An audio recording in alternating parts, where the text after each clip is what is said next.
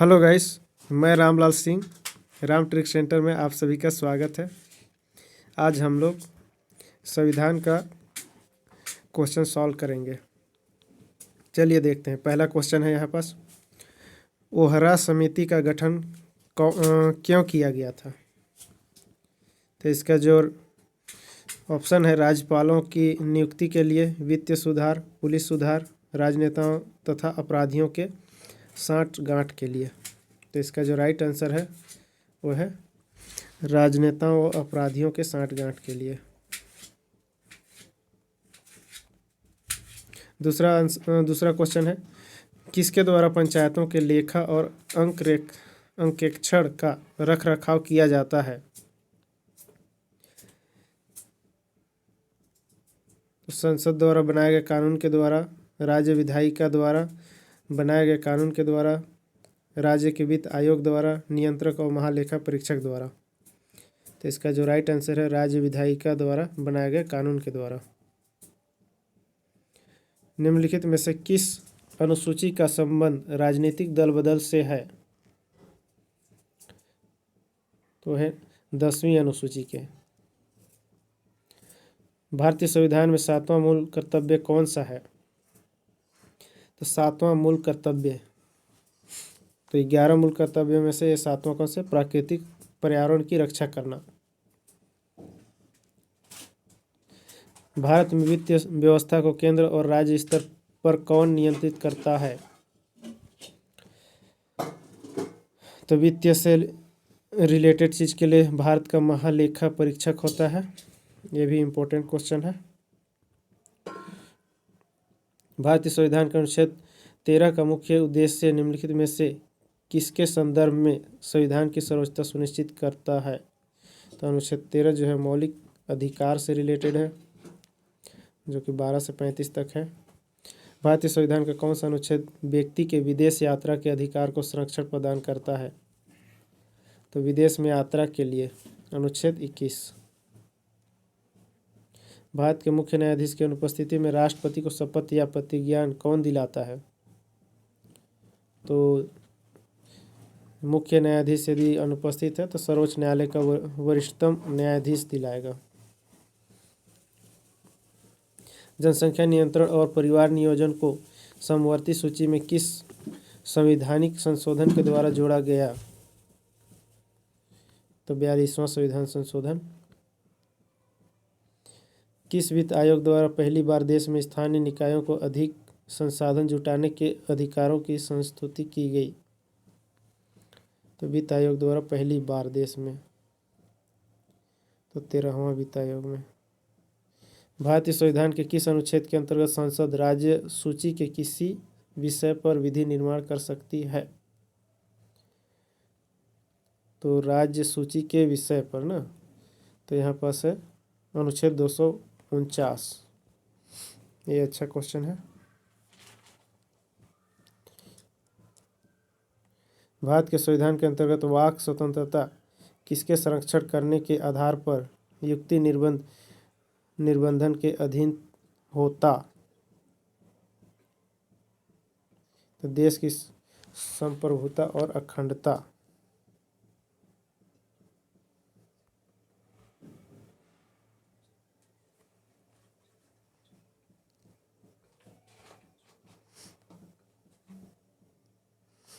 सुमेलित कीजिए। बंदी प्रत्यक्षीकरण का मतलब होता है हमें शरीर चाहिए। परमादेश से, तो परम आदेश, हम आदेश देते हैं। प्रतिषेध के लिए क्या होगा? उत्प्रेषण और अधिकार परीक्षा। तो इसका है 4, 3, 5, 1, 2।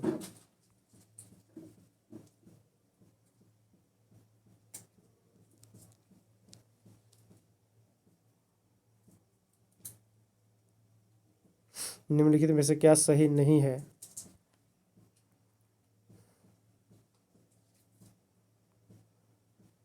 प्रत्येक धन विधेयक एक वित्त विधेयक होता है। जरूर। प्रत्येक वित्त विधेयक एक धन विधेयक नहीं होता है, ये भी सही है। वित्त विधेयक केवल लोकसभा में प्रस्तावित किया जा सकता है।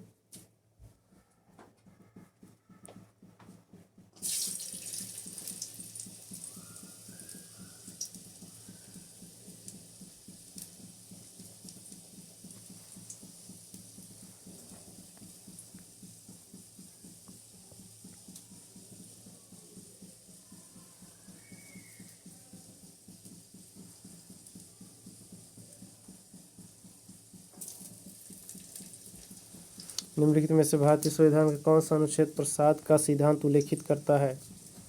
प्रसाद का सिद्धांत अनुच्छेद 310।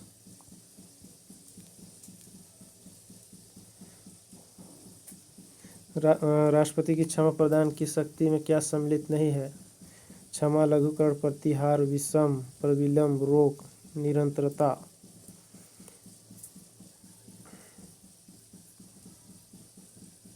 रोकना नहीं है और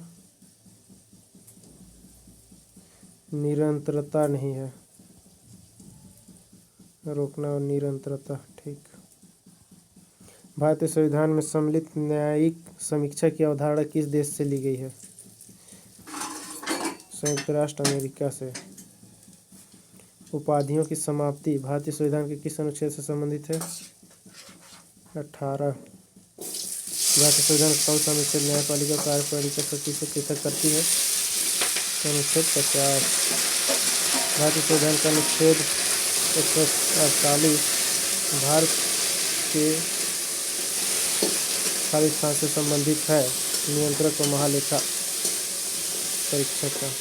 भारत के केंद्र शासित प्रदेशों को संविधान के किस भाग में सम्मिलित किया गया है? केंद्र शासित प्रदेश को ना, तो भाग 8 में। भारतीय संविधान का भाग 10 XX किससे संबंधित है? मतलब भाग 20 संविधान में संशोधन से। भारतीय संविधान को लागू किए जाने के पश्चात से इसकी विद्यमान 8 अनुसूचियों में किसकी अनुसूची जोड़ी गई? और 4, 8 4 12 हो गया। तो भारतीय संविधान की किस अनुसूची में भारत के उत्तर पूर्व राज्यों के जनजातीय क्षेत्रों का प्रशासन सम्मिलित किया गया है? 6।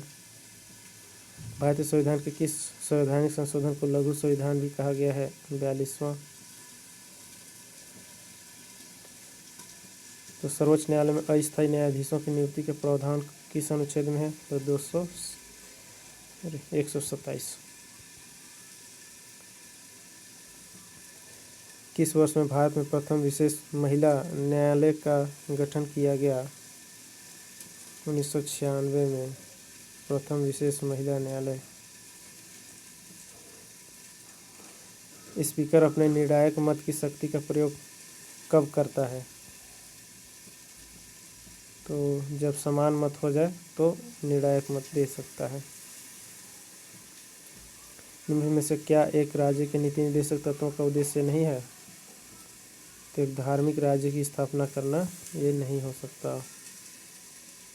भारतीय संविधान का कौन सा भाग अंतर्राष्ट्रीय शांति सुरक्षा के लिए है? तो राज्य के नीति निर्देशक तत्वों के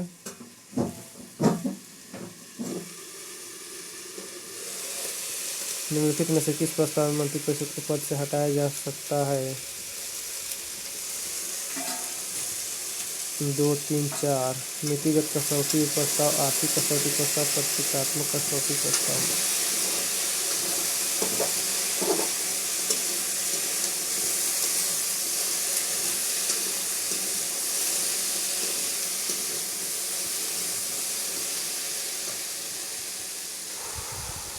कौन सी स्वतंत्रता भारत के संविधान की प्रस्तावना में शामिल नहीं है? तो आर्थिक स्वतंत्रता नहीं मिलता हमें।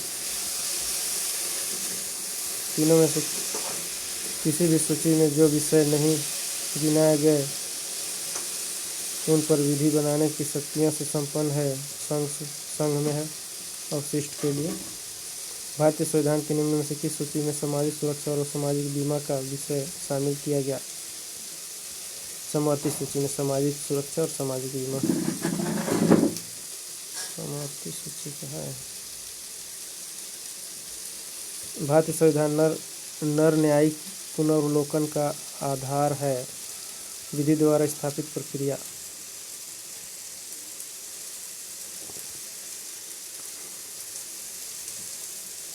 भारतीय संविधान का अनुच्छेद 370 एक अस्थायी संक्रमण कालीन उपबंध है।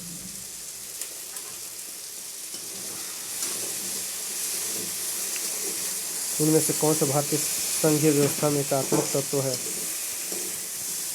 एकात्मकता की ओर ले जाता है ना।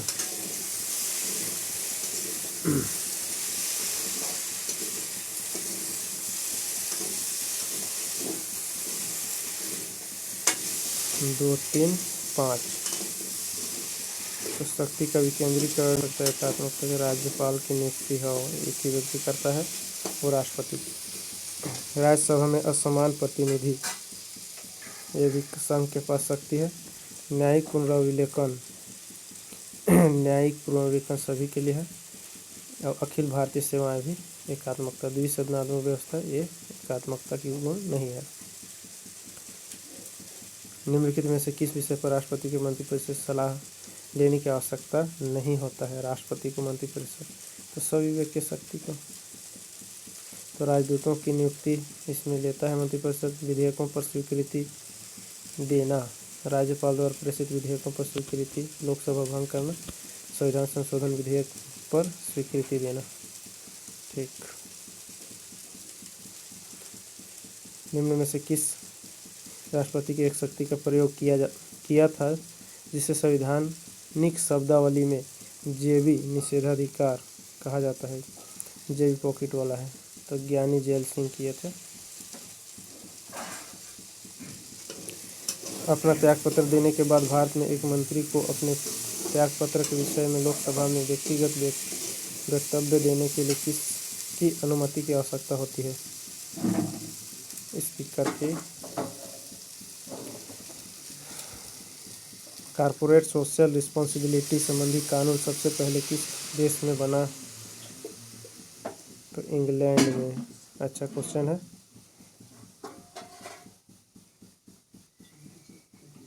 भारत के उच्च न्यायालय के न्यायाधीश के लिए सेवानिवृत्ति की आयु कितनी है? सेवानिवृत्त ना। सर्वोच्च न्यायालय के न्यायाधीश के लिए सेवानिवृत्ति की आयु से कम। बात सही है। सर्वोच्च न्यायालय में है आपका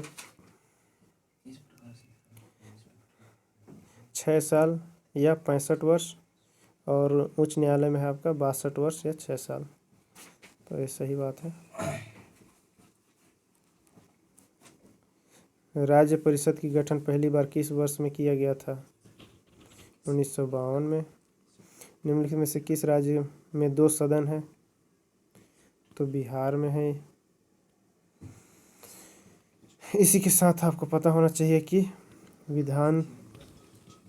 विधान परिषद और कौन कौन से राज्यों में है? तो 6 राज्यों में है। भारतीय संविधान के किस अनुच्छेद के अंतर्गत निःशुल्क कानूनी सहायता प्रदान की जाती है? निःशुल्क सहायता प्रदान की जाती है तो अनुच्छेद 39A के तहत।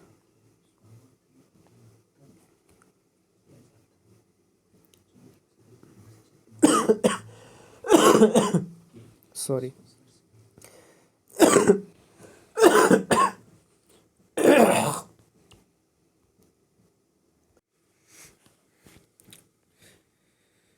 संचित निधि के विषय में क्या सही नहीं है?